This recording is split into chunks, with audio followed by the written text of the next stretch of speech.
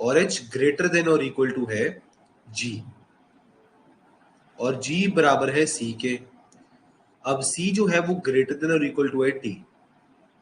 ठीक है, अभी यहां तक ही देखते हैं। अब पहला कंक्लूजन है टी लेस देन और इक्वल टू डब्ल्यू। क्या टी लेस देन और इक्वल टू डब्ल्यू है? क्या मैं इसको ऐसे लिख सकता हूं डब्ल्यू ग्रेटर देन और इक्वल टू टी? तो भी कोई बात, तो भी बराबर ही चीज है। टी लेस देन या इक्वल टू डब्ल्यू या फिर डब्ल्यू ग्रेटर देन और इक्वल टू टी, बराबर ही चीज है, सेम चीज है, बिल्कुल सेम चीज है। देखो डब्ल्यू एच के बराबर था जो जी से बड़ा था, जो सी के बराबर था जो टी से बड़ा था, यानी कि डब्ल्यू यहां पर टी के बराबर आ सकता है या फिर उससे बड़ा तो है ही है वो। तो अगर, क्योंकि देखो ना डब्ल्यू और एच बराबर है, तो एच को भी डब्ल्यू मान लो, डब्ल्यू और एच बराबर है, वो जी से बड़े हैं या इक्वल टू है या बड़े हैं जी से।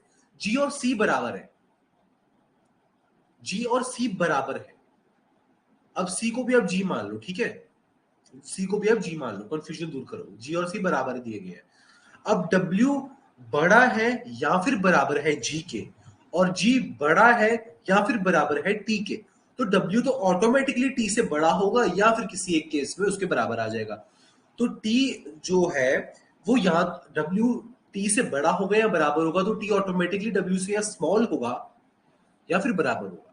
तो ये बिल्कुल ठीक है, कंक्लूजन करेक्ट है, एकदम करेक्ट है। अब सेकंड कंक्लूजन है, देखो सी ग्रेटर देन और इक्वल टू एम।